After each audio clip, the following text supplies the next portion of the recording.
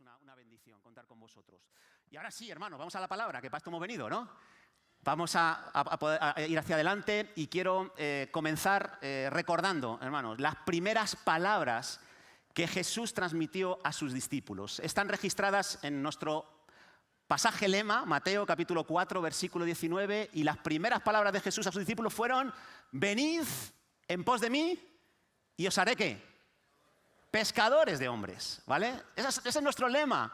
Y esas fueron las primeras palabras de Jesús a los discípulos, pero no solo a ellos, sino que esas palabras tienen que resonar en nuestro interior, porque también están dirigidas a todos los que le hemos decidido seguir.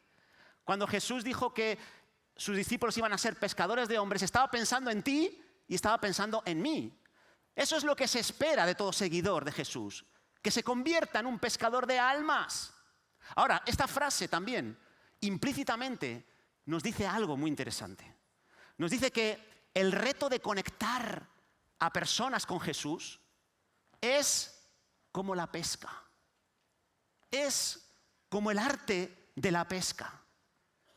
Evangelizar, llevar a los pies de Jesús a personas, esa labor se parece mucho a la actividad de la pesca de peces.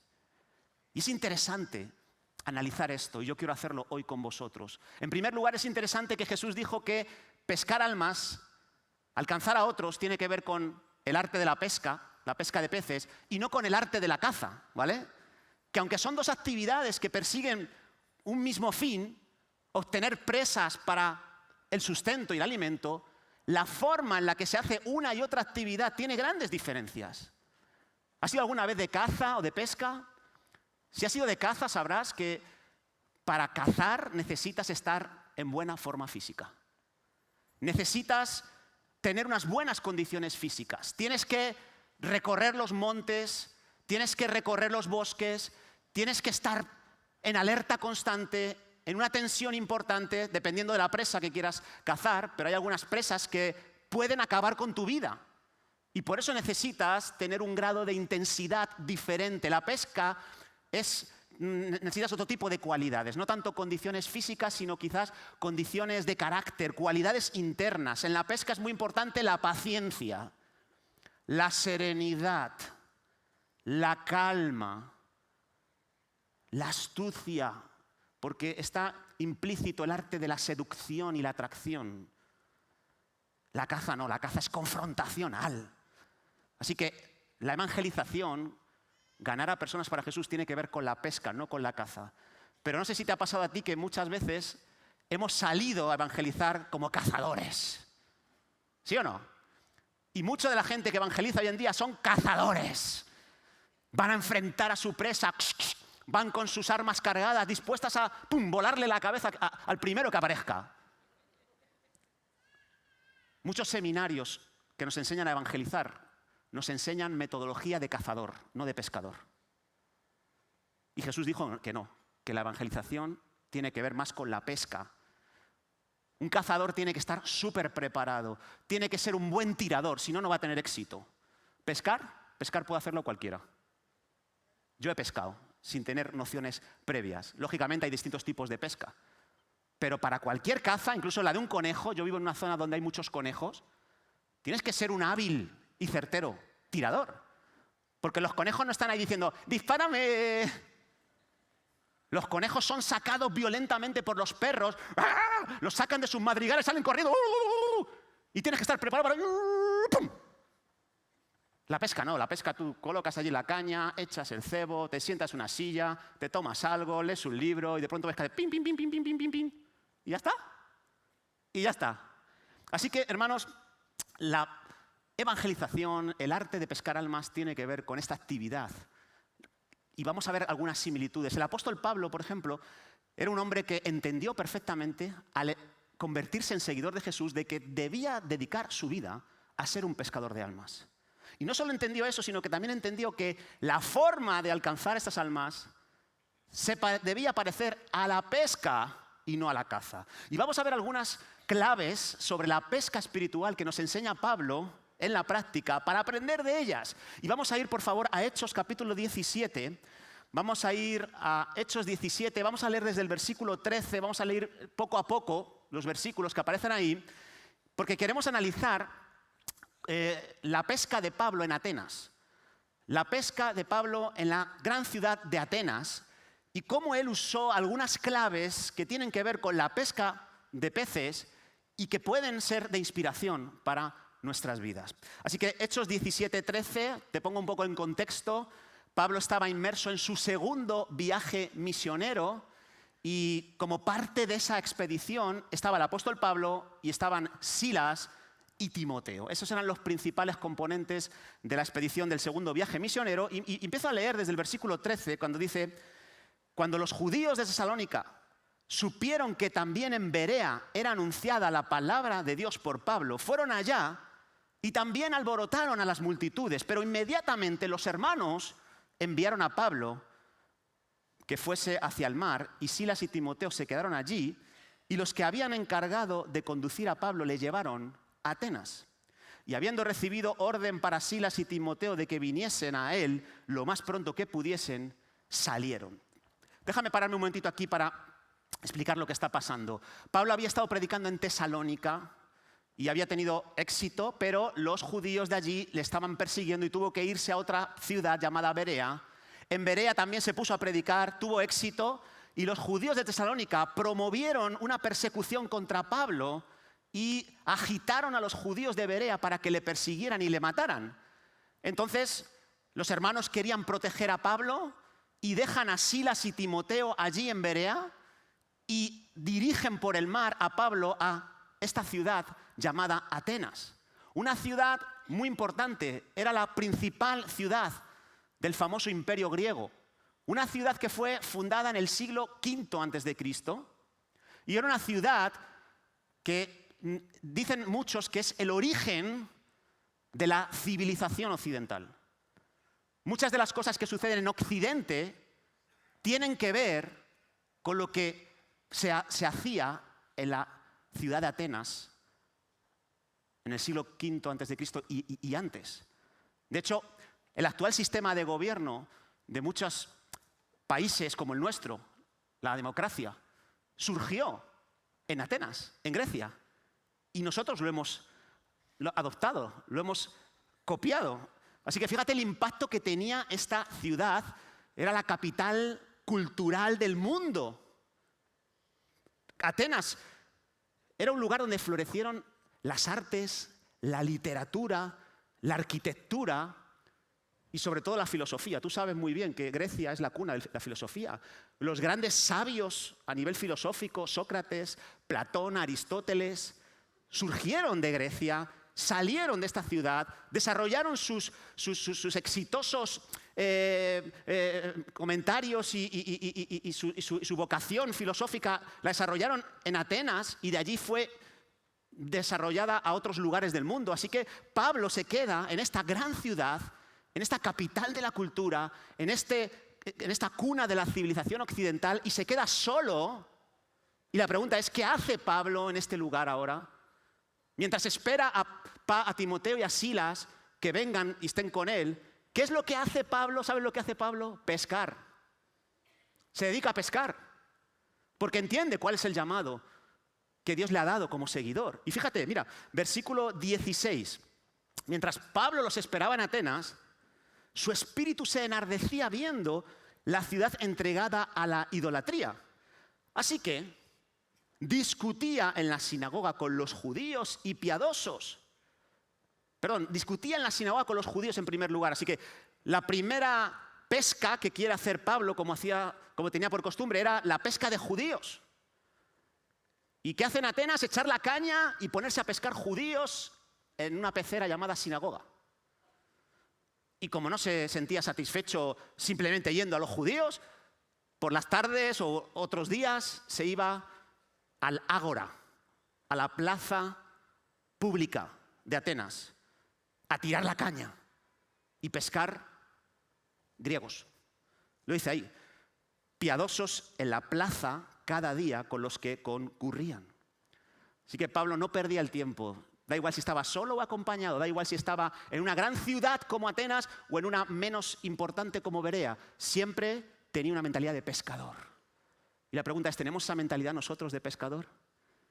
Estás solo en el consultorio médico. ¿Qué hago yo ahora? ¿Qué hago? ¿Qué hago yo en esta fila esperando a que me atiendan en la compra o en la taquilla o en la panadería? ¿Qué hago? ¿Qué hago?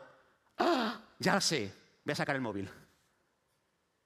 Voy a ver las últimas publicaciones de Instagram, de mis contactos. O dices, no, soy pescador. Y como diría un tal Marco Vidal, y el sentido de mi vida está en el mar. No me pidas que me quede en el hogar. Soy pescador y me debo al mar, tengo que pescar ahí. ¿Eres de esa mentalidad, Pablo? Sí. Pablo dice, si soy seguidor de Jesús, yo no puedo perder el tiempo aquí, tengo que aprovecharlo. Y se puso a predicar. Y hizo 3 cosas, que son las que quiero compartir con vosotros. Seguro que hay muchas más, pero hay 3 claves sobre la pesca espiritual que veo yo en la forma de proceder de Pablo en Atenas, que me llaman la atención y me inspiran un montón. Me han inspirado durante mucho tiempo. La primera cosa, la primera clave que yo veo aquí, debemos entender que ir de pesca no significa que todos los peces van a morder tu anzuelo, ¿vale? Tienes que entender cuando vas de pesca es que no todos los peces que pretendes pescar van a morder tu anzuelo. No tendrás una respuesta positiva de todas las personas a las que le quieres compartir el Evangelio de Jesucristo. No la vas a tener, acéptalo. Y sigue tirando la caña. Pero tienes que entender que no siempre los peces van a morder tu anzuelo. En el mundo de la pesca natural, ¿por qué no responden los peces siempre al cebo? ¿Por qué no se muestran receptivos los peces a comerse tu cebo, a morder tu anzuelo? ¿Por qué? Por diferentes razones. A veces tiene que ver con que no es su momento para morder. Los peces tienen momentos para morder el anzuelo y otros momentos que no. Hay peces que no tienen actividad durante ciertas horas del día. Hay peces que se muestran menos activos, por ejemplo, en días calurosos. Y si tú vas en un día frío o lluvioso, ¿sabes qué? Los peces no se van a sentir seducidos por ti. O al revés, hay peces que se mueven mucho mejor, son más dinámicos, más activos en épocas de frío, de lluvia. Y si vas en un día de tremendo calor, los vas a encontrar apagados, no van a subir a la superficie a comer tu cebo. A veces los peces tienen que ver con que tienen unos horarios para alimentarse. Hay peces que se alimentan mejor en la madrugada y por eso muchos pescadores salen en la madrugada antes de la salida del sol. Es un buen momento porque ven el reflejo de la luna, les llama la atención, suben a la superficie y muerden el anzuelo. Pero hay peces que no cuentes con ellos en la madrugada. Son más del día. Están más receptivos a todos los estímulos que reciben. Hay peces, por ejemplo, que no pican porque hay demasiado ruido fuera del lago, del río. Hay demasiada actividad humana. ¿Te ha pasado que has ido a pescar y de pronto pasa una persona bañándose, una barca, un kayak, y tú no pescas, no van a morder, hay demasiada estímulo, demasiadas cosas que están sucediendo alrededor y los peces no van a subir.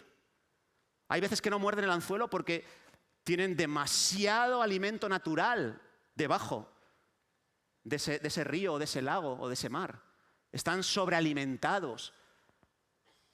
Por eso a los pescadores les molesta muchísimo que vayan los niños a un río o a un lago, a un estanque, donde están pescando y les tiren pan, ¿verdad? Porque los ceban. Y claro, ¿cómo van a subir a por tu señuelo? No van a subir, no tienen necesidad. Están saciados ya, están demasiado llenos de otros alimentos, ¿no? En fin, lo que digo es que hay razones por las que los peces no siempre están receptivos. Tienes que aceptarlo. Y alguno de vosotros seguro que ha ido a pescar y se ha vuelto a casa de vacío, ¿sí o no? No ha podido pescar nada. Y no necesariamente es porque eres un mal pescador o porque tu cebo era malo. Tiene que ver con la receptividad de los peces a los que has querido pescar. No estaban receptivos ese día. Bueno, del mismo modo, hay distintos tipos de receptividad en las personas a las que le vamos a predicar el Evangelio.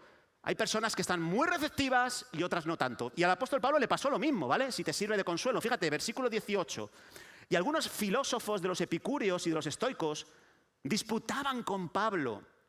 Y unos decían, ¿qué querrá decir este palabrero? Y otros, oye, parece que es predicador de nuevos dioses, porque él estaba predicando el Evangelio de Jesús y su resurrección.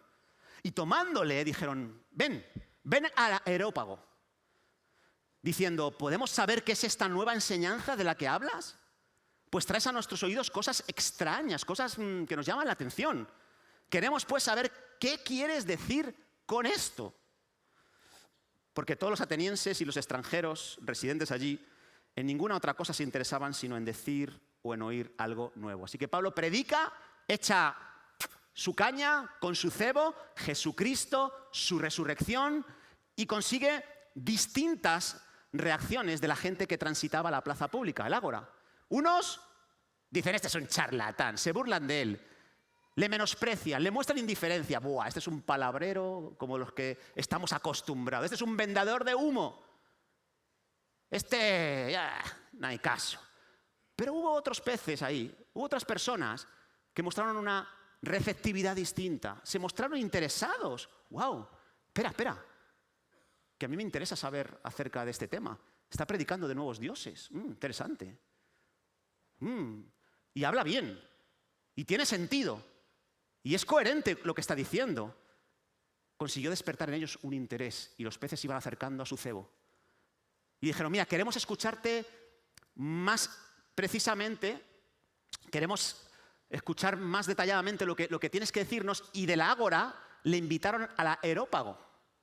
El Areópago era un lugar muy interesante. Estaba en la Acrópolis de Atenas. Algunos que habéis ido a Atenas seguro que la habéis visto. Es una especie de ciudadela, una colina que en la parte superior tenía los principales edificios del gobierno y tenía los principales templos y santuarios de la ciudad. De hecho, si tú vas hoy a Atenas, vas a ver allí, en este lugar, en esta ciudadela, vas a ver el Partenón, que es un templo erigido a la diosa Atenea, patrona de Atenas, y es muy interesante.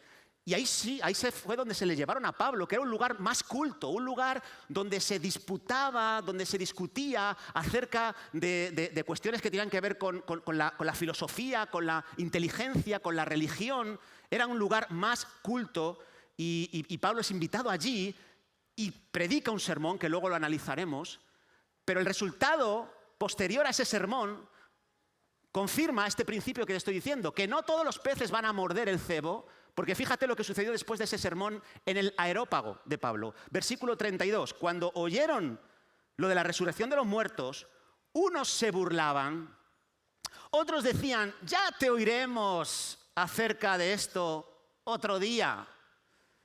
Y así Pablo salió del medio de ellos, mas algunos creyeron juntándose con él, entre los cuales estaba Dionisio, el areopagita, y una mujer llamada Dámaris, y otros con ellos. ¿Ves? Una vez más, Pablo echó su caña, ahora en un lugar más culto, de gente que tenía alguna posición de autoridad allí en Atenas, y la receptividad de las personas es distinta. Unos se burlan, unos se enfadan, unos se van, le dejan con la palabra en la boca, pero algunos mordieron el cebo. Algunos aceptaron la carnada que Pablo les había transmitido, creyeron en Jesucristo. Y algunos ilustres, un tal Dionisio, areopagita, un miembro de esa crème de la sociedad ateniense, y una tal Dámaris, no sé a qué corresponde, pero si sale su nombre ahí es porque era alguien importante y conocido, de las que salían en la prensa y en los medios de comunicación. Pablo consiguió que algunos peces picaran, aceptaran el mensaje que él les estaba transmitiendo. Y eso es lo que te va a suceder a ti, hermano. Va a haber momentos donde tú echas tu caña y no vas a encontrar sino rechazo, resistencia por parte de las personas a las que le estás hablando. No te sorprendas porque el enemigo sabe lo que quiere hacerte creer, que tú no vales para pescar, que la culpa es tuya, que no puedes dedicarte a esto, dedícate a otra cosa. ¿Te das cuenta del engaño que hay detrás? Pero cuando tú sabes que siempre la pesca es dura, la pesca no es tan fácil como echar y sacar, como esas atracciones que hay en la feria que los niños cogen su caña, hay unos peces que abren la boca y resulta fácil sacar uno y sacar otro. La pesca real no, la vida real no es así. No es así. Por tanto, deja de sentirte acusado y culpable, deja de sentirte infravalorado a la hora de pescar espiritualmente si lo que encuentras es resistencia. Porque en la pesca, la resistencia es el pan de cada día. Los peces no siempre van a morder, las personas no. Las personas tienen distintos estados de receptividad. Lo dice la Biblia, mira, Efesios capítulo 2, versículo 11. Pablo está hablando de los gentiles. Dice de los gentiles que en otro tiempo, ellos, dice, eran llamados incircuncisos según la carne, y en aquel tiempo estaban sin Cristo, alejados de la ciudadanía de Israel, ajenos a los pactos de la promesa, sin esperanza, sin Dios en el mundo. ¿Ves? Los gentiles, ¿dónde estaban ellos? Muy lejos de la carnada, muy lejos del mensaje del evangelio, muy lejos de Cristo, muy lejos de sus promesas, muy lejos de su esperanza. Y estaban navegando, nadando por otras aguas. Pero fíjate, eso fue en una época que duró bastantes siglos. Pero ahora nos dice Pablo, en el versículo 13, que ahora es diferente. Esas mismas personas, esos mismos gentiles, en Cristo Jesús, han sido hechos cercanos. Ahora esos gentiles han aceptado las buenas noticias. Han aceptado a Jesús. Le han interiorizado, le han abrazado, le han hecho suyo. ¿Ves? Hay gente que está lejos y puede que esté cerca en otro momento de su vida. Y hay gente que no está ni lejos ni cerca. En Marcos, capítulo 12, versículo 34, Jesús hace una pregunta y un escriba responde de una manera muy buena. ¿Y sabe lo que le dice Jesús a él? No estás lejos del reino de Dios. Hay diferentes estados, diferentes receptividades. Lejos, cerca, no estás tan lejos. Y hay personas así. Y tenemos que ser capaces de ver en qué momento se encuentra cada una de estas vidas y aceptarlo, aceptar que hay gente que está lejos y que después de esta conversación va a seguir lejos. Va a seguir lejos. La parábola del sembrador. ¿Recuerdas? La semilla poderosa, la carnada de la mejor. Pero ¿qué sucede? Que es echada en diferentes personas y hay personas que son semejantes a la semilla que cayó en el camino. Gente dura, reacia, resistente al evangelio. Otros cayó en una tierra que no era muy profunda, sobre las piedras. Gente que estaba con su mente en otra historia, en el pasado, en las aflicciones, en el dolor, y no estaban en el mejor momento para recibir la semilla. Otros dice que son como el que cae sobre los abrojos, que ahogan.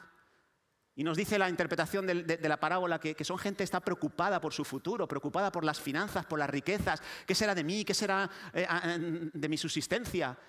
Y esas personas tampoco están cerca, no están en disposición de morder el anzuelo, pero hay algunos que sí, hay tierra buena, dice la parábola. Hay algunos que absorben la semilla y dejan que penetre en su interior y producen un fruto y se vuelven personas increíbles. Y lo que nos dice esa parábola es que tu misión es echar la semilla y Dios se encargará de cambiar la receptividad de las personas. Dios se encargará que los peces que hoy no quieren comer, que están inapetentes, que están menos activos, Él se encargará de mover esa receptividad y llevarles a un estado donde estén en un estado de buscadores o de más receptivos. ¿Entiendes eso? Así que no te preocupes, no intentes alterar la receptividad de la gente. A veces presionamos a las personas para que estén en modo buscador de Dios, modo receptor de las buenas nuevas, pero no es su momento. Tienes que respetar que Dios haga su trabajo de cambiar su receptividad y tú simplemente echa la caña, echa la caña, echa la caña. Las personas también tienen sus razones para rechazar el Evangelio de Jesús. Hablábamos de las razones que tienen los peces, pero las personas, yo me he encontrado en mi experiencia personal, que también tienen sus razones para no estar abiertos a morder el anzuelo que tú les estás mostrando. Hay personas que han sido enseñados desde su infancia a creer en otras religiones diferentes. Hay personas con las que te cruzas que tienen unas creencias arraigadas en otras religiones o en otras filosofías. Y claro, es muy difícil que con un simple mensaje estas personas puedan aceptar lo que les estás proponiendo. Tienes que ser consciente de eso, tienes que ser consciente de que hay personas que están reacias a creer en Jesús por experiencias negativas que han tenido con instituciones cristianas, con líderes cristianos, con miembros de organizaciones cristianas. Han sufrido tal decepción, tal herida con ellos, han escuchado noticias que han impactado tan negativamente su vida que ya no están abiertos a escuchar nada que tenga que ver con cristianismo. No están dispuestos a morder, no están dispuestos a comer. También hay personas que estarían dispuestas a escuchar, pero cuando les comparten las enseñanzas cristianas, entran en un conflicto tremendo, porque lo que están escuchando va en contra del estilo de vida, de las elecciones, de las preferencias que ellos tienen en relación a lo que quieren hacer. Y se vuelven resistentes. O incluso, no sé si te ha pasado a ti, encontrarte con personas que tienen problemas para aceptar el cristianismo, tienen problemas para aceptar a Dios porque no entienden la existencia del mal. No entienden por qué hay tanto sufrimiento, tanta maldad, tanto dolor, tantas pérdidas en este mundo. No lo entienden, no entienden por qué ellos han tenido que sufrir esas pérdidas, ese dolor, ese sufrimiento. No lo entienden y están enfadados con Dios. Algunos lo dicen explícitamente y otros no. Son gente que no está receptiva. De hecho, yo, antes de los 19 años, a los 19 años decidí aceptar, morder el anzuelo, morder el cebo que Dios me había puesto. Y cambió mi vida. Pero antes de eso, yo estaba reacio a aceptar cualquier mensaje que tuviera que viniera de Jesús o de la Biblia o de cualquier iglesia. Estaba enfadado con Dios. Nunca lo dije, nunca lo verbalicé, pero estaba muy enfadado porque no entendía por qué había tenido que sufrir tanto desde los 13 años cuando mis padres decidieron divorciarse. La manera en la que se produjo ese divorcio fue tan traumática para mí, en parte por lo que sucedió, pero en parte por cómo lo interpreté yo. Y estaba tan enfadado con el mundo, estaba tan enfadado, tan decepcionado con una persona que profesaba ser creyente, profesaba ser seguidora de Jesús, pero negaba su fe con la forma en la que se conducía. Me hizo tanto daño que estaba totalmente cerrado a abrir mi boca y comerme el Evangelio. Estaba totalmente cerrado, no te compro eso. Y Dios tuvo que cambiar mi receptividad a través de situaciones muy dolorosas.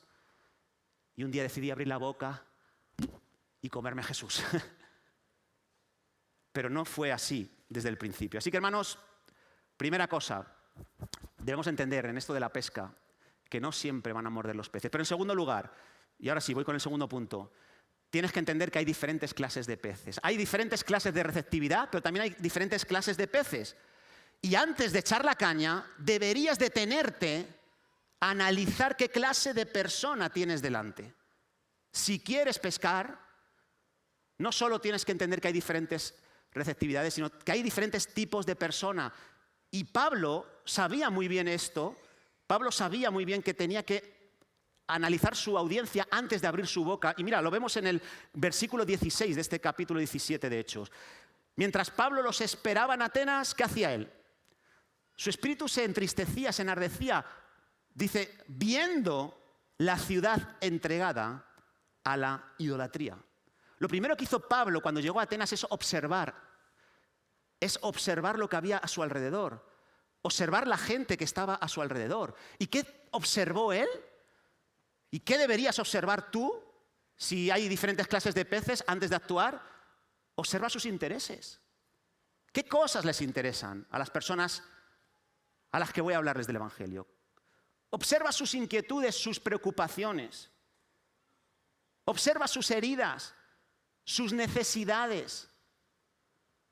Antes de actuar, por favor, detente a observar, como Pablo lo hizo en Atenas, este tipo de cuestiones. ¿Y qué es lo que vio Pablo? Mira, vio tres cosas Pablo. En primer lugar, Pablo se dio cuenta de que estaba ante una audiencia en el Areópago, una audiencia culta, una audiencia que le daba mucha importancia a las cuestiones intelectuales. Se dio cuenta que estaba rodeado de filósofos, gente que les encantaba el debate, la discusión, gente que le gustaba rebatir cosas, debatirlas. Eran verdaderos apologetas. se dio cuenta de eso y se dio cuenta de que dentro de esa audiencia había dos grupos destacados: los estoicos y los epicúreos. Dos tendencias filosóficas muy diferentes en algunos sentidos, aunque tienen muchos puntos en común. Déjame decirte algunas diferencias que tenían los estoicos, que eran los seguidores de un tal Zenón, un filósofo griego, y los epicúreos, que eran descendientes de Epicuro, otro filósofo, otro sabio de aquella región. Y algunas diferencias que había entre ellos, mira qué interesantes, porque luego las va a tomar como base para su predicación. Por ejemplo, los estoicos, ellos creían que los individuos debían de ser fuertes mentalmente fuertes. O sea, tú sabes que el ser humano tiene 3 cerebros, dicen, ¿no? El cerebro reptiliano, el sistema límbico y el neocórtex. Uno es más de la acción, otro es más de los sentimientos, de la emoción, y otro es más de la mente. Bueno, pues los estoicos usaban el cerebro más mental, el neocórtex. Para ellos, la fortaleza mental era fundamental. Las ideas, abrazarse a las ideas, abrazar ciertas creencias, les daba fortaleza. Sin embargo, los epicúreos eran más del sistema límbico, eran más de la pasión, de la emoción. La vida hay que vivirla con la pasión, no hay que pensar tanto, no hay que analizar tanto las cosas, no hay que ver los pros ni los contras, no hay que entenderlo todo, simplemente hay que disfrutar las cosas y dejarse llevar. Esa era un poco la mentalidad de estas dos tendencias. Luego también en cuanto al sufrimiento, los estoicos decían: el sufrimiento, el dolor, la adversidad está diseñada para hacerte más fuerte. El sufrimiento te purifica, te hace más sabio. Y los epicúreos decían: el sufrimiento, si lo puedes esquivar, hazlo. Busca el placer y evita todo lo que puedas el dolor. Evítalo. No va a llevarte a ningún sitio el dolor. Mejor busca siempre experiencias placenteras. Sí que quiero decir que Epicuro no promovía el placer irracional, el placer que te lleva a la destrucción. Ellos hablaban, los epicúreos, de un placer, de disfrutar de las cosas simples y un placer moderado. Entonces no es que ellos dieran rienda suelta al placer de manera irracional, no. Pero sí que, si puedo escoger, voy a escoger siempre el placer. El dolor a mí no me aporta nada, el sufrimiento no me aporta nada, decían ellos. Otra de las ideas que tenían los estoicos: el hombre debe aceptar su destino, no depende de él. Ellos creían que había una divinidad, los estoicos, pero no era personal. No tenía emociones, no tenía ideas, era una energía.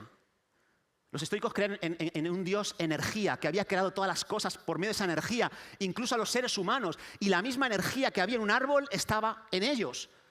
Y ellos simplemente tenían que dejarse llevar por la energía, porque no podían ir en contra de la energía. Esa era la idea de los estoicos. Los epicúreos decían: mira, los dioses existen, pero ellos no se meten en la vida de los humanos. Ellos están en otra esfera superior. Tienen sus historias, tienen sus cosas, tienen sus responsabilidades. No nos preocupemos por los dioses, que ellos no se preocupan por nosotros. Lo que tienes que hacer es tú crearte tu propio destino, tomar las mejores decisiones posibles, esquivar las cosas negativas y buscar las cosas que tú consideras mejor para ti. Vivir lo mejor posible porque tu vida es limitada, decían ellos. Luego los estoicos también hablaban de que hay una ira divina, hay unas consecuencias que puedes experimentar si no vas alineado a esa energía que llamaban ellos que era la divinidad, y por eso ellos construían un montón de altares a todo tipo de dioses. ¿Para qué? Para apaciguar su ira. Sacrificaban de todo, dinero, animales, alimentos. Daban de todo, ¿para qué? Para que los dioses, el dios del mar, el dios de la lluvia, el dios de los ríos, el dios de los árboles, no se enfadaran con ellos y que su energía hacia sus vidas fuera la más positiva y la más beneficiosa. Los epicúreos no hay que temer a los dioses. Si ya hemos dicho que ni están preocupados de nosotros, tú procura de temer a los hombres. La lucha es contra carne y sangre, no es contra los dioses. No hay dioses de ningún tipo que nos puedan condicionar. Y claro, ¿qué pensaban los estoicos en relación a a lo que hay después de la muerte. Los estoicos decían, tras la muerte, esa energía que hay en nosotros va a ser transformada y va a ser reciclada, vamos a adoptar otro estado diferente, un poco más como la teoría de la encarnación, ¿no?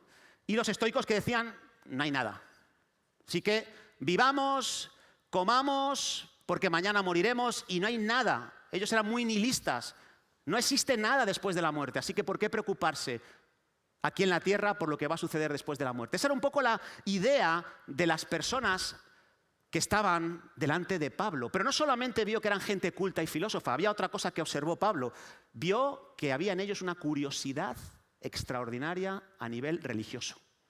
Eran religiosos, eran personas con inquietudes hacia los dioses, hacia todo lo que tiene que ver con las deidades, y se dio cuenta, porque se dio un paseo por el Acrópolis y vio que había un montón de templos y altares levantados a un montón de deidades, todas las que se les habían ocurrido. Había un dicho en la época que decían que Atenas tenía tantos dioses como personas, y tenía en esa época 30.000 personas. 30.000 deidades a las que estaban adorando. Increíble. Y otra cosa que vio, que a pesar de ser muy cultos, de ser muy intelectuales, de ser devotos, religiosos, había un vacío existencial, un vacío en sus vidas. ¿Cómo lo observó? Para él el vacío lo representaba un altar que habían levantado y que tenía un título que decía al Dios no conocido. Así que se dio cuenta, sí, son religiosos, adoran a muchas deidades, son politeístas, pero les falta algo. Sí, son muy inteligentes, son súper brillantes, les sigue mucha gente, tienen mucho éxito, pero les falta algo. Sienten que no es completa su vida. Sienten que hay un Dios que no conocen. Sienten que hay algo que les falta. Hay una insatisfacción. Y una vez que analizó todo esto, Pablo se fue a la carga. Pero eso es importante, hermano. Y la pregunta es, ¿tú observas a la gente que tienes delante antes de hablarla? Antes de echarle la caña, ¿tú eres consciente de quién tienes delante? Te animo a que hagas este ejercicio esta semana. ¿Cómo son las personas que te rodean? ¿Qué clase de pez son? ¿Cómo son las personas que viven en Madrid? ¿Te has parado a pensar eso? Si quieres ser un buen pescador de almas, tienes que pararte y conocer a las personas que tienes delante. Yo lo he hecho durante mucho tiempo y sabes que me doy cuenta que en España, en Madrid, las personas que tengo delante cada vez son menos madrileños. ¿Te has dado cuenta de eso? ¿Cuántos madrileños conoces de verdad? No hablo de gatos, que eso ya es otro tema. Eso ya es, una especie en extinción. Pero verdaderos españoles. Claro, luego tú llegas a unas islas y dices, es que no hay casi españoles. ¿Cómo que no hay españoles? Los españoles son los que están aquí. Porque la realidad de nuestra España es que es una sociedad diversa, étnica y culturalmente. ¿Te has enterado? Como no aceptes eso, ¿sabes cómo vas a tratar a los que no son madrileños de pro? Con rechazo. Vas a chocar con ellos, porque te incomoda de que no hayan nacido donde tú. Pero tienes que comprender y ver que la sociedad española ha cambiado, ya no es la misma, no vamos a volver atrás. Tus hijos se van a casar con una persona de América o de África, incluso de Asia. Acéptalo. Tu nieto va a tener entre blanco y más morenito la piel. No es español, es español. ¿Tú has visto los jugadores de la selección española? Cada vez tienen una raza diferente, por no mencionar los de Francia. Tenemos que aceptar que las personas que tenemos son españolas, pero con una diversidad étnica y cultural diferente a la nuestra. Tenemos que ser conscientes de que la gente con la que nosotros nos vamos a relacionar son personas que aman la diversidad, son tolerantes con otras formas de vida, con otras creencias diferentes a las tuyas, que ya no se estila el ser una persona rígida en sus creencias, que los absolutos no son aceptados, que como te vuelvas rígido así de golpe y porrazo, si te presentas desde en los absolutos, ¿sabes lo que vas a conseguir? Pues que no te den acceso a su vida para poder hablarles de Jesucristo. Tienes que aceptar que vivimos en una sociedad que ha escogido tener una vida activa, una vida llena de, no solo de trabajo y de responsabilidades familiares, sino personas que quieren vivir la vida a tope y se están desgastando pues haciendo deporte, viajando, yendo al cine, al teatro, a los museos. Son personas que necesitan tener una vida nocturna, necesitan estar de fiesta a menudo, necesitan irse de vacaciones 3 meses durante el verano. Tienes que aceptar que ese estilo de vida es el que desea tener la gente y les va a llevar a tener un estrés increíble, les va a llevar a experimentar su vacío, pero tienes que ser astuto y saber cómo acercarte a unas personas así, personas que sí, que son muy sociables aparentemente, pero ¿sabes qué? Las personas que nos rodean tienen muchas relaciones, les gusta relacionarse mucho, pero las relaciones que tienen son superficiales. Carecen de relaciones profundas y significativas. Son muy desconfiadas, les han herido y han decidido que no van a volver a herirles, muchas de ellas. ¿Cómo son las personas que te rodean? Tienes que darte cuenta. Porque el siguiente paso, y con esto termino, hermanos, es echar la caña. Y si no entiendes que hay personas diferentes frente a ti, si no entiendes cuáles son las necesidades, las características, las heridas, los miedos de las personas que tienes delante, vas a tirar la caña y no vas a pescar nada. Porque Pablo entendió que hay que aprender a echar la caña adecuadamente. Tienes que predicarles a Jesucristo, tienes que hablar del Evangelio de manera clara, de manera relevante, de manera respetuosa. Y para lograrlo tienes que conocerlas primero. ¿Entiendes esto que te estoy diciendo? ¿O es un poquito complejo? Si quieres echar bien la caña, y los pescadores, ¿sabes? Ellos entienden lo importante que es echar bien la caña, porque eso va a aumentar las posibilidades de pesca. Los que han ido a pescar, a mí me ha sucedido. Yo he cogido la caña y no he sabido cómo tirarla bien y he hecho así y... ¿Te ha pasado? Se ha quedado enganchado el anzuelo en un árbol que había atrás. Otra vez me cogí y hice... Uy, y se fue al otro lado del río. Si no eres consciente de lo que tienes delante, la caña la vas a tirar y no vas a pescar nada. Como mucho una rama de olivo. O la prenda de alguien que se ha quedado enganchada. Si no aprendes a tirar la caña, que tiene que ver con presentar el Evangelio completo para que puedan experimentar la salvación, no vas a poder ver resultados. Y Pablo, después de la tristeza que le vino al corazón al observar lo perdidos que estaban aquellos que estaban delante suya, echó la caña. No se limitó a decir, ¡ay, qué mal está el mundo! ¡Ay, tenemos tantas guerras en nuestro mundo actual! ¡Cuánta maldad hay! ¡Madre mía! ¡Ay, la gente no tiene tiempo para Dios! ¡Ay, Dios mío! La gente está insensible, están reacias, están abrazando otras filosofías, otras ideologías. ¡Madre mía, qué triste, qué triste! Es triste, es muy triste. Pero no te puedes quedar en la tristeza solamente. Tienes que pasar a la acción. Y Pablo es lo que hizo, pasó a la acción, no se limitó a lamentar lo que veía, decidió pescar y pescar con el Evangelio. Y fíjate lo que hizo, lo primero que hizo. Entonces Pablo, puesto en pie, en medio del areópago, dijo, varones atenienses, en todo observo que sois muy religiosos, porque pasando y mirando vuestros santuarios, hallé también un altar en el cual estaba esta inscripción, al Dios no conocido, al que vosotros adoráis, pues sin conocerles a quien yo os anuncio. O sea, ¿qué dijo el apóstol Pablo? Lo primero que dijo, mira, fue un elogio. Un elogio, oye, reconozco que sois gente muy interesante. Sois gente con una curiosidad religiosa muy interesante. Fue muy respetuoso Pablo. No fue diciendo, ¡arrepentíos, generación de víboras! A ver, habrá algún momento en que Dios te llame a hacer eso, ¿vale? No estoy en contra. Dios le llamó a transmitir ese mensaje a Juan el Bautista. Pero te aseguro que no va a ser siempre la línea que Dios va a querer seguir con la gente, ¿vale? Hazme caso, mejor ser respetuoso. Que sepas ver lo bueno que tiene la gente delante tuya. Tienen cosas buenas, aunque no te lo creas. Y luego tomó como base una de sus necesidades, el vacío existencial que tenían los filósofos, los estoicos y los epicúreos. Un vacío, dice, he observado que tenéis un altar al Dios no conocido. Apela a la necesidad que tenía su audiencia, el vacío. Y también apela a la curiosidad de su audiencia. Dice, yo conozco a ese Dios. Hay un Dios que no conocéis, ¿verdad? Que os gustaría saber quién es. He venido a hablaros de él. ¡Wow! ¡Qué inteligencia, qué brillantez de Pablo! Porque los tiene ya enganchados. ¿Me están tratando bien?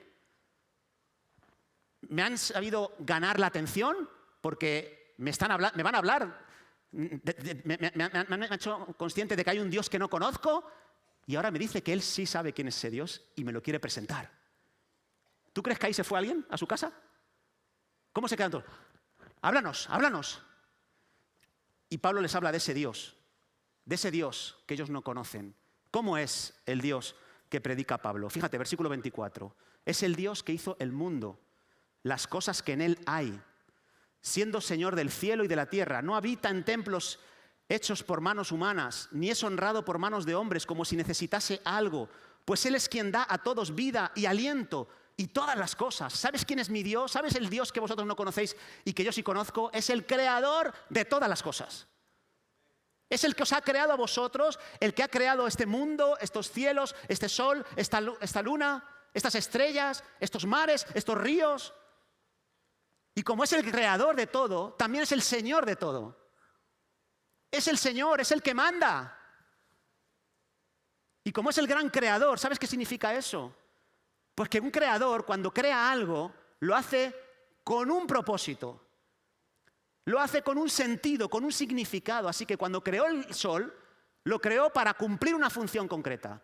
Cuando creó la luna, lo hizo no por casualidad, no para decir, bueno, de manera arbitraria, voy a poner eso ahí. No, es un plan perfectamente diseñado. Y adivina, cuando te creó a ti, ¿crees que fue diferente? Te creó con una intencionalidad asombrosa y radical. Te creó con un propósito. Mi Dios os ha creado con un propósito, dice Pablo. Mi Dios os ha diseñado para hacer algo increíble, beneficioso, grande en este mundo. No sé si habéis escuchado esta frase de Mark Twain, que dice que hay 2 días que son los más importantes en la vida de un ser humano. El día que nace y el día que descubre para qué. Esa es la realidad. No es suficiente con nacer para ser dichoso. Necesitas descubrir para qué has sido puesto en este mundo. Y si lo descubres, bienaventurado eres. Adiós vacíos. Adiós necesidades. Adiós problemas ante el sufrimiento, ante cualquier situación que te acontezca. Eres una persona fuerte, determinada. Ahora, ¿dónde voy a buscar el para qué de mi vida? Pablo dice, en mi Dios. El creador de todas las cosas, en el gran artista cósmico. Si queréis plenitud, si queréis entender que no sois un accidente, que no sois un error de vuestros padres, acercaos a este Dios. Él es el máster del universo. Él es el dueño y Señor. Dejad de buscar en los lugares incorrectos, le dice Pablo. Dejad de buscar en templos o en figuras hechas por vosotros, que no es más que una intención de querer controlar a Dios, de querer amoldar a Dios a vuestras propias ideas. No, soltad, dejadle que sea el Señor, no resistáis. ¿Sabes cuál es la causa de nuestro sufrimiento? La principal causa de nuestro sufrimiento, ¿sabes cuál es? Que estamos resistiendo la voluntad de Dios. No es tu jefe, no es tu hijo que está en la adolescencia y te está volviendo loco. Tu principal causa de sufrimiento es que resistes lo que no deberías resistir. La voluntad de Dios. Él te ha diseñado para hacer algo. Él te ha diseñado para dirigirte hacia ciertos lugares. Y si tú no eres consciente de esto, estás causándote un sufrimiento y un dolor innecesario en tu vida. Y Pablo lo está diciendo así. Fíjate, y pone un ejemplo más. Dice, de una sangre, fíjate si está en control Dios de todo lo que ha creado. No es un Dios impersonal, como decían los estoicos. Es un Dios muy personal. Crea y sustenta la creación. Te crea a ti, pero te acompaña todo el trayecto hasta el final, inspirándote, alentándote, dándote la sabiduría que necesitas. Ese es nuestro Dios, dice Pablo. Y fíjate, no lo hace solo contigo, sino que Él de una sangre ha hecho todo el linaje de los hombres para que habiten sobre toda la faz de la tierra y les ha prefijado el orden de los tiempos y los límites de su habitación para que busquen a Dios si en alguna manera palpando puedan hallarle, aunque ciertamente no está lejos de cada uno de nosotros. Fíjate, si tiene control sobre todo nuestro Dios, el que predica Pablo, que gobierna sobre todas las naciones. Él ha originado todas las naciones que tú ves en el mapa mundi, las actuales y las pasadas. Y lo hizo a través de una persona, de un solo hombre, de Adán. Empezó a crear todas las naciones. Y eso nos habla de que no hay ninguna raza superior o inferior. Todas tienen su tiempo en la tierra. Dios les ha dado a cada uno, a lo largo de la historia, a cada nación, un territorio que ocupar. Dios les ha dado a cada uno un papel que tienen que jugar en este momento de la historia. Y hubo una época en la que Dios decidió que fueran los de África los que dominaran el mundo, los egipcios. Luego hubo otra época en la que Dios decidió que fueran los asiáticos, con Babilonia, con Persia. Y luego dijo, no, ahora van a gobernar la historia de la humanidad los europeos, los griegos y los romanos. Y a lo largo de la historia van cambiando los que tienen la función primordial en el transcurso de los acontecimientos de la historia. ¿Y sabes quién decide eso? Dios, el Dios de Pablo. Está en perfecto control. Nadie puede hacer algo si Dios no se lo permite. Todo está calculado, todo está calculado. Y tú te resistes a concederle ese territorio a una nación y Dios ha determinado que se lo des, vas a chocar con un tren que te va a aplastar. Te resistes a no aceptar lo que Dios ha determinado para tu vida, vas a sufrir enormemente, porque Dios es el creador, el Señor, y el que decide cómo, cuándo y dónde se hacen las cosas. Así que eso tienen que escucharlo las personas a las que vamos a pescar. Si quieren dejar de sufrir, si quieren dejar de ir en una dirección que les está siendo lexiva y dañina, tienen que aceptar al Dios creador de este planeta y del universo, al Dios de la Biblia. Y termino con una última cosa que dice acerca de su Dios, el apóstol Pablo. Dice, Dios es así, Dios es el creador, Dios es el Señor, Dios es el que decide tu papel, tu propósito, el tuyo, el de las naciones. No te resistas, acéptalo, no intentes manipular a Dios, no intentes reducirle a algo semejante a ti para salirte con la tuya, no lo vas a conseguir. Y es más, dice, Dios habiendo pasado por alto los tiempos de esta ignorancia, es decir, Dios es paciente y aunque tú a veces parece que te sales con la tuya y que vas en contra de Dios y de sus planes y te va bien, la realidad es que no. Simplemente estás disfrutando de la paciencia de Dios, pero, dice, te manda a ti, a todos los hombres, en todo lugar, que se arrepientan, que cambien, que dejen de ir en contra de Dios, que dejen de darle la espalda a Dios, que lo hagan ahora que pueden. ¿Y por qué? Dice, porque ha establecido un día en el cual juzgará al mundo con justicia por aquel varón a quien designó, dando fe a todos con haberle levantado de los muertos. Ese es el Evangelio, hermanos. Tenemos que predicarlo. Si quieres echar la caña adecuadamente, tienes que ser honesto con este mundo. Ser estratégico, contextualizarte, entender en qué momento de su vida se encuentran, pero no puedes rehuir de predicar esta realidad. Dios es el amo y Señor, tú eres un simple mayordomo, te tienes que someter a Él, tienes que dejarte guiar por Él, te va a ir bien. Y si no aceptas sus directrices, si no aceptas que Él es el que otorga y manda, pues hay un juicio. Hay un juicio.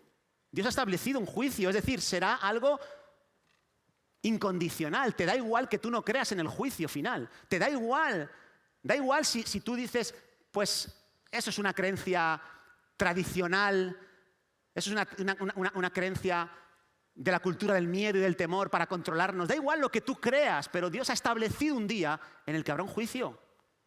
Y ese juicio, ¿sabes en qué va a consistir? En una persona, en Jesucristo. Él va a ser el juez.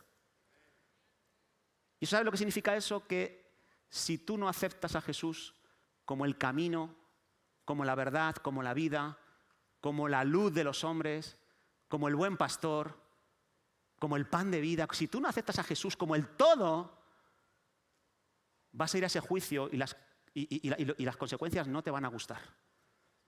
No me gusta predicar de esto, hermanos. Pero si queremos echar la caña y pescar peces que realmente puedan ser seguidores de Jesús, necesitamos hablarles claramente, como Pablo lo hizo a esta gente. ¿Y por qué Jesús? ¿Por qué Jesús y no otro? Porque Jesús fue el único que resucitó. ¿Y sabes para qué resucitó Jesús? Para llamar la atención sobre ti. No sé si habéis escuchado la canción esta de Redimidos. En la tumba de Mahoma están los huesos de Mahoma. En la tumba de Buda están los huesos de Buda. Pero en la tumba de Jesús no hay huesos. Por eso es el nombre que es sobre todo nombre. Por eso es el nombre al que tú tienes que prestar atención. Porque es el único que te va a llevar por el buen camino, el de la liberación y salvación de este mundo, de tus pasiones, de los ataques de Satanás. La liberación después de la muerte. Después de la muerte, dice Dios, sí que hay algo. Hay un juicio. Y hay un juez. Es Jesucristo. Y es para todo el mundo, es universal. Dice, para todo el mundo. Juzgará al mundo. ¿Y sabes la buena noticia? La buena noticia es que si tú hoy aceptas a Jesús como tu abogado, no le tendrás que tener como juez. No tendrás que ir a ese juicio. De ese juicio, ¿sabes quiénes se van a excluir?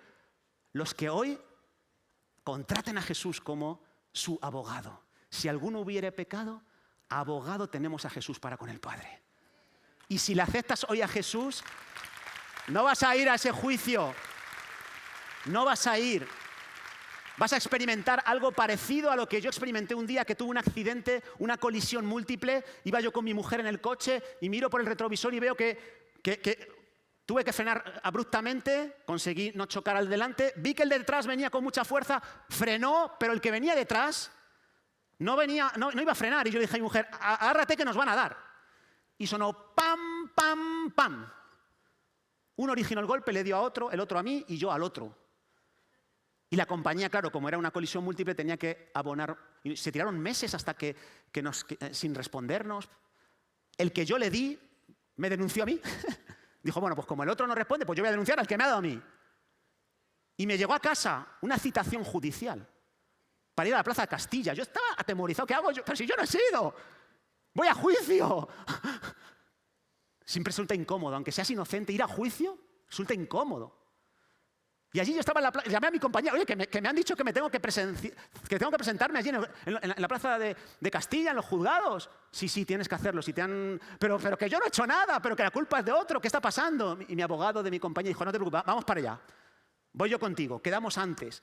Y allí estábamos, todos los implicados en el accidente, cada uno con sus abogados. Estábamos frente a la sala del Tribunal de Justicia, estábamos a punto de entrar, yo estaba nervioso, sudoroso, me palpitaba el corazón a 1000 por hora. Y me di cuenta que dice mi abogado, espera un momentito que voy con los otros abogados a un lugar allí. Y se fue con ellos allí a un lugar. Y después de un rato viene y me dice, no te preocupes, no vas a tener que entrar. Hemos llegado a un acuerdo. El que originó el golpe va a pagar lo de todos. Tranquilo, tú eres justo. Tú no vas a tener que pasar por ese juez. Eso es lo que va a suceder con aquellos que hemos aceptado a Jesús. Él va a llegar a un acuerdo previo para que sea imputada su justicia en ti, para que puedas verte justo y no tengas que ser condenado por nada. Es gracia, es la gracia de Jesucristo. Ese es el Dios que predicamos. Ese es el Dios que tenemos que predicar en este mundo, hermanos. Es maravilloso. Voy a pedir a los músicos, por favor, que me acompañen. Vamos a terminar orando. Te pido que te pongas en pie, por favor. Recuerda, eres un pescador de almas. Te guste o no, eres un pescador de almas. Y conectar a otras personas a Jesús requiere de habilidades, de destrezas similares a las de la actividad de la pesca. Busca entender qué pez tienes delante tuya antes de tirar la caña. Y luego tira la caña bien.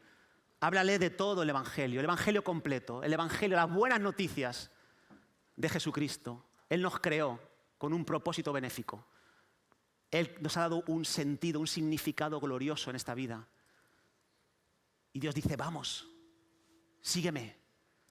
Yo te voy a guiar hacia el mejor camino posible. Y voy a evitarte, en última instancia, ese juicio que está establecido. Cierra tus ojos un momentito, hermanos. Yo no sé si aquí hay alguien que nunca antes ha considerado a Jesús como esta clase de Dios. Yo no sé si aquí hay alguien que incluso ha estado viniendo a la iglesia, pero ha estado adorando al Dios no conocido, a un Dios que no conocía realmente y que hoy ha descubierto que este Dios es diferente a lo que él tenía en mente. No sé si aquí hay alguien que hoy quiere aceptar a Jesús como su abogado. Pedirle a Jesús que cubra con su sangre sus pecados, que le impute su justicia y que le lleve al cielo. ¿Hay alguien aquí en este lugar que esté en esta disposición hoy? Levanta tu mano y te encuentras. Yo quiero orar por ti. ¿Hay alguien aquí que hoy dice, yo quiero, Dios te bendiga? Dios te bendiga. ¿Alguien más? No sé si arriba hay alguien más. Dios os bendiga. Voy a orar por vosotros y al finalizar, por favor, venid a esta parte, a mi lado izquierdo, a vuestra derecha, debajo de esta cruz. Queremos haceros entrega de algo que os va a ayudar en este peregrinaje de conocer al Dios vivo, al Dios que Pablo predicó, al Dios que hemos conocido muchos de nosotros. Si no has levantado tu mano y quieres venir, ven. Vamos a estar orando por ti. Y al resto, hermanos, vamos a ponernos a orar. Señor, gracias por estas personas que hoy deciden darte una oportunidad en sus vidas. Aceptar que tú eres el Dios creador, el Dios que ha hecho todas las cosas, sus propias vidas. Quiero orar por estas personas que hoy deciden someterse a tu voluntad, aceptar a tu Hijo, aceptar a Jesús, lo que Él hizo por nosotros en la cruz. Señor, quiero orar por ellos para que afiances y arraigues sus vidas en Jesús. Arraiga sus vidas en ti, Señor. Ayúdales a empezar una relación personal contigo basada en la verdad, no basada en sus propias ideas. Que dejen de acercarse a un altar de un Dios no conocido, que se acerquen a un Dios que le puedan conocer realmente, Señor. Oh Padre, oramos por ello. Y oramos también por nosotros como iglesia, Señor. Ayúdanos, por favor, a cumplir con la misión que nos has dado, pescar almas para ti. Ayúdanos, danos la sabiduría, la habilidad, la destreza para hacerlo a tu manera. Señor, ayúdanos para hacerlo con sensibilidad, con destreza, con respeto, con honestidad. Ayúdanos, Señor, en el nombre de Jesús, Señor. Aleluya. Te adoramos. Oh, Jesucristo, reinas con poder. Tú reinas, Señor. Soberano.